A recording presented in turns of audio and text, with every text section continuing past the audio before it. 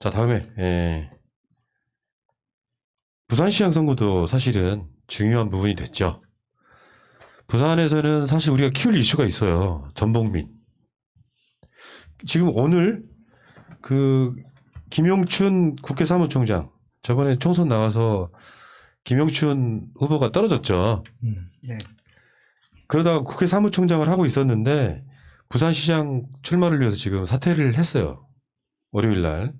그러니까 우리 쪽 입장에서는 전봉민 이슈를 키울 필요가 있는 거죠. 전봉민은 사실 우리가 지방선거 무용론을 이야기하는 분들이 꽤 있지 않습니까? 왜냐하면 지방선거 가면은 어떤 경우에 민주당 국회의원들도 보면 빨간 수박들 겁나 많아요.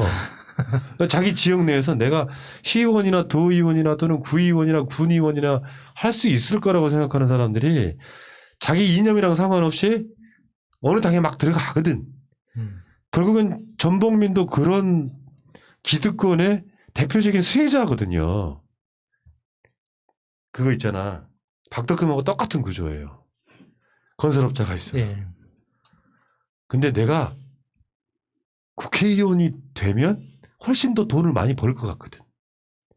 그게 박덕흠이고 전봉민은 마찬가지예요. 부산에서 자기 아버지가 워낙에 기득권이 너무 많은 건설업자야. 이거를 부산시의회에 한번 넣어볼까? 보궐선거 건수가 생기니까 되네? 해가지고 이제 그 상임위원회 같은 데 들어가가지고 허가 쉽게 내주고 하는 거를 해. 그러다가 마침 자기 지역의 국회의원이 그러니까 불출마를 하는 상황이네. 시의원 하다가 삼선하고 나서 국회의원 바로 올라오는 거예요. 이게 제가 옛날에 부산시장 이쪽 원팀 단일화할 때 그 행사에 사회를 봤다 그랬잖아요. 오거돈 후보 당시 그 등등 여러분들 나오실 때 사회를 봤는데 그때 나왔던 이야기가 그런 거거든. 나라의 정권 교체는 여러 번 됐는데 김대중 대통령도 했고 그다음에 다시 문재인 대통령도 했고 했는데 부산은 한 번도 정권 교체가 된 적이 없다는 거예요. 그렇죠? 특히나 민주당 쪽에서 부산시장이 됐을 때도 시장만 민주당에서 나왔지. 사실 그 지방자치, 그 기초자치단체 같은 경우는 굉장히 많은 곳이 저쪽이었죠. 그러니까 실제로 몸이 한 번도 체질 변화를 한 적이 없다는 거죠. 지난 한 30년 동안. 여기 지금 그런 거예요. 하승수 변호사가 쓴 글인데 한번 제가 잠깐 읽어드려 볼게요. 한 도시에서 꽤 성공한 건설업체 대표가 있었다. 그 얘기는 세 자녀가 있었다. 그런데 그 건설업자를 보니까 그 지역에는 정계에 입문하는 길이 쉬워 보였다.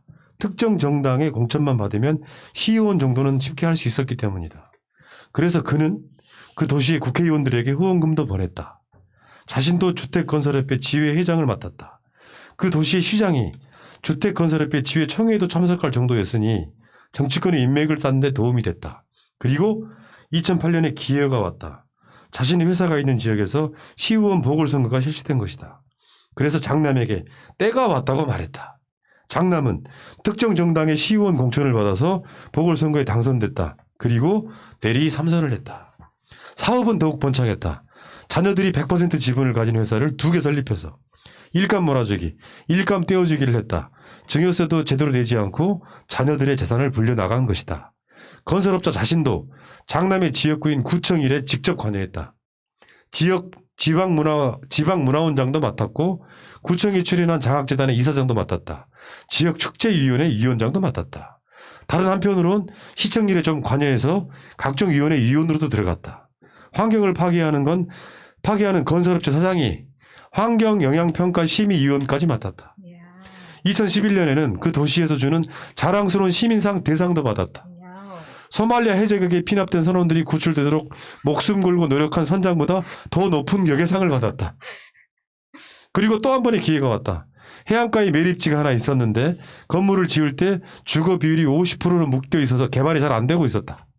이 땅을 사서 주거 비율만 높이면 수천억도 벌 수 있는 것이 눈에 보였다. 그래서 이 땅을 매입하고서 그동안 쌓아놓은 인맥을 활용해서 주거 비율을 80%로 올리는 데 성공했다. 아들이 시의원 3선이고 사돈이 해당 사업을 심의하는 위원회의 위원이며 시청 안에 인맥을 쌓아놨던 덕분이다. 지역 시민단체들이 특히 운운하지만 그들이 어쩌겠는가. 지역의 정관계를 꽉 잡고 있는데 게다가 장남은 2020년 국회의원까지 됐다. 그 지역의 국회의원이 공천을 못 받게 되자 장남을 전폭적으로 밀어줬다. 이게 전복민과 그 아버지 정광수의 사례입니다. 이게 부산이란 말이에요. 근데 이제 사실 더 놀라운 건 전복민은 들킨 거죠. 전복민이 부산에서 이렇게 해먹은 게 처음일까요?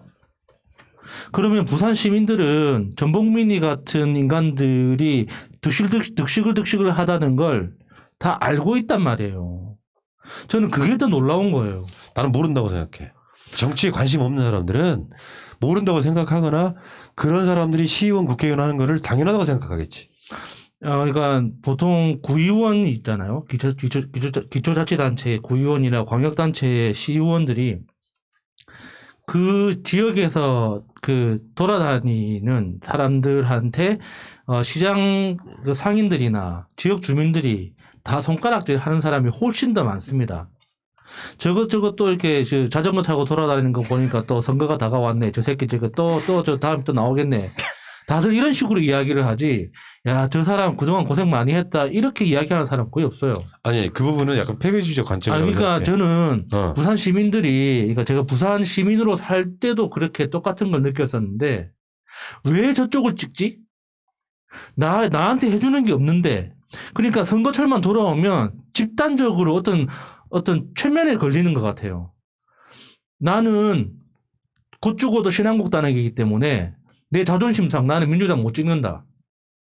논리가 그거밖에 없어요. 그러니까 그게 이제 약간 패배주의적 관점이라고. 선거는 기세 싸움이라고 말씀드렸죠. 늘상 하는 이야기예요. 민주당이 총선 때 받은 득표율이 44%입니다.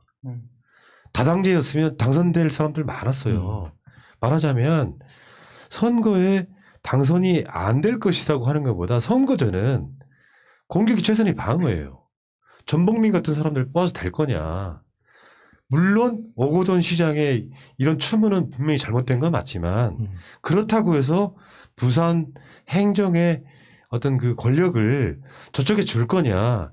전복민 널려있는 지역에서 말이에요. 이렇게 선거 아젠다를 짜라는 전복민 이야기를 한 번 더 하는 거예요. 그러니까 저는 이번 부산 선거는 굉장히 가능성이 있다고 보는 게, 그러니까 이번 보궐에서만 승리하는 것뿐만 아니라 이번 보궐을 기점으로 해서 앞으로 부산이 계속 민주당의 새로운 텃밭이 될 가능성이 높다고 보는 게 이 전복민하고 가덕도예요. 이 두 가지 키워드를 가지고 정말 이 투명한 행정과 평화 아젠다 이 두 가지가 부산의 앞으로의 미래를 먹여 살릴 수 있는 핵심이다라는 걸 시민들한테 설득하기 너무 좋은 거거든요. 전복민 같은 사람들이 계속 그 정치를 하고 부산에서 힘을 쓰게 될 때 결국에는 피해보는 거는 부산 시민들이고, 가덕도 같이 좋은 기회가 생겼을 때 가덕도를 유치하는 것뿐만 아니라 가덕도 공항을 유치하는 것뿐만 아니라 북한하고의 새로운 평화 관계가 유지될 때 이 가덕도 신공항과 부산항이 서로 시너지 효과를 일으켜서 국제도시가 될 수 있다. 부산이 새로운 국제 거점 도시가 될 수 있는 가능성이 열림으로써 지금까지 힘들었던 부산 경제가 다시 살아날 수 있다. 이걸 설명하기 굉장히 좋은 두 가지 키워드거든요. 그래서 이번에 저는 부산에서 굉장히 좋은 성과가 나올 거라고 전망하고 있는데 이게 첫 단추가 될 거라고 봅니다. 예. 그러니까 이렇다니까 아까 제가 44% 말한 이유가 그거예요. 길거리에 가보면 기존에 국민의 짐을 지지해왔던 사람들 목소리는 들을 수가 있어. 그런 사람들 목소리가 과대표되는 거예요. 쉽게 표현하면 부산이나 이런 데 가면은 샤이 민주당이 엄청 많아. 근데 예를 들어 우리가 아젠다를 꺼낼 때 부산에 가면 안 될 거야. 우리가 총선 때도 그런 얘기 되게 많이 들었거든요. 부산에 가면 안 될 거야. 어차피 그쪽에 민심이 안 될 거야 하면 무조건 지는 선거라고. 그러니까 부산이나 이런 데 가면 민주당이 안 될 거라고 생각하는 사람들이 지지하지만 투표장에 안 나와. 그렇게 만들면 선거는 무조건 진다는 의미에서 말씀드린 거예요. 전체적인 득표율이 44%면 어마어마한 거예요. 그 사람들을 끌어내면 이길 수 있다고. 내 말은 의미는 그런 거예요. 네, 정말로요. 그러니까 지금 이 사건에서 이게 정치 선거의 문제도 마찬가지고, 그다음에 그 지역 경제의 문제도 마찬가지고, 이 전범민 아빠 정광수 회장이라는 사람이 운영하고 있는 이진종합건설이잖아요. 얘가 주거 비율 80%를 따내가지고 그 돈을 벌고 그 돈을 가지고 세 아들들에게 나눠주고 그 중에 한 놈은 시의원, 국회의원까지 만들고 이렇게 했다는 건데 이게요. 그 한진종합건설이 있어요. 그죠? 한진건설 알잖아요. 한진도 실패했던 사건이거든요. 한진도 주거 비율 올리는 거 어떻게든 조금만 해달라고 했는데 이거 매립지 이거 안 된다. 그래서 결국 실패한 건데 한진도 실패한 것을 제1기업인 한진도 안 되는데 전광수가 가면 된다. 근데 이런 문제면 이 지역에서 이게 기업하시는 분들도 패배주의에 빠질 수밖에 없고 이런 식이라고 하게 되면 이거 유재중이라는 사람한테 국회의원직도 이것도 물려받은 거잖아요. 이것도 세습 받은 거잖아요. 이런 식이면 뭐 이 지역에 있는 사람들은 뭐 변할 게 아무것도 없는 거죠. 이미 다 정해진 대로 이게 진정한 부의 대물림이 아니겠냐. 연동형 비례대표제 도입의 필요성을 다시 한번 또 확인하는 순간이네요. 지금 그래서 부산도 내가 봤을 때 인재랄까 인물이 없는 게 여론조사가 1위 박형준 그 기회주의자예요. 친이 2위가 이현주 3위가 지금 이번에 저기 출마하시는 국회 사무총장 그만둔 김영춘 전 의원. 근데 아직 출마 선언을 안 했잖아. 박형준이나 이현주는 엄청 보도가 많이 됐잖아. 그렇죠. 이런 측면이 있고 이제 저쪽에서 어떤 유력한 후보가 나오느냐일 텐데 저는 그렇게 봅니다. 부산에 계시는 민주시민들 투표 포기만 안 하면 돼요. 이현주 나오면 땡큐지 솔직히 말씀드려서. 그렇죠. 박형준은 뭐 매력 있습니까? 간단히 말해서 나가고 싶어하는 사람.